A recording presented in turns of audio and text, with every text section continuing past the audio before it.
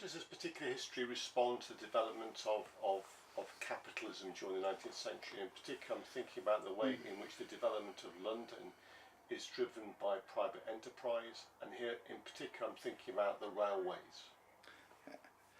Um,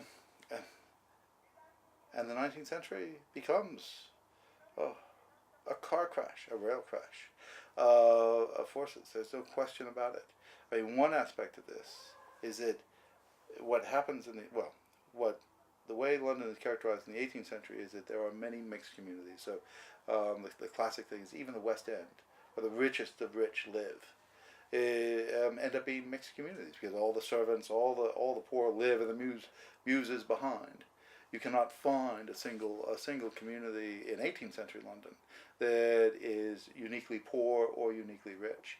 What happens in the 19th century is that, first of all, that division is allowed to grow ever wider. And the railways are part of that. If you think about the 1867 Workmen's Rail Act, which allows for penny fares, suddenly you get a situation where the rich can live in their ghettos, and all the poor needed to service their lives can be shunted off into ever more distant working class suburbs.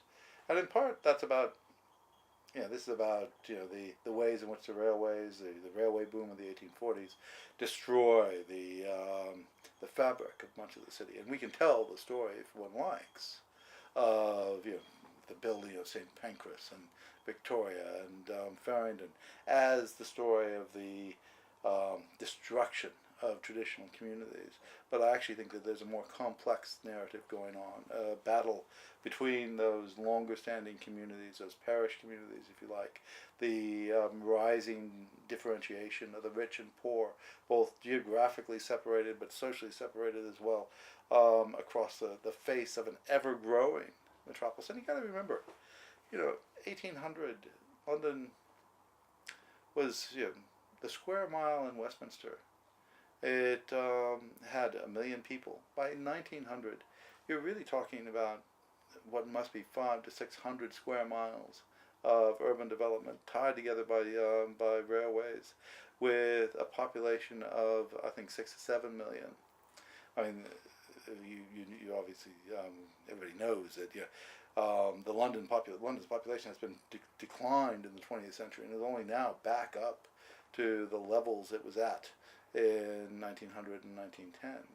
And as a result, what you have are, again, layers of historical force. And in part, as you said, it suggests capitalism, the rise of entrepreneurial capitalism in the city, of finance capitalism and industrial capitalism, all shape that.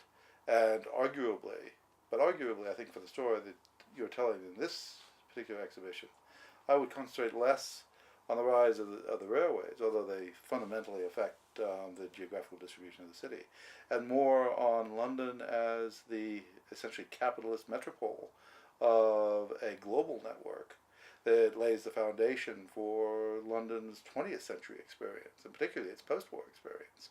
I keep going back to the 1902. Is it the African National Congress? I can't. I don't think that's the right. But in fact, the first continent-wide political organization and meeting is, of course, held in London, and it becomes, a clear focus. If you look at, I've been looking at late 19th, early 20th century Japanese art recently, and of course, the things that the places the Japanese were looking to were London. There are all these Japanese prints of London in 1900, precisely because London for 150 years, or arguably longer than that, was not just the center of a national network or a European one. It was part and parcel of a global network, and how that works is constantly in dialogue with that older tradition of settlement and parish and locality.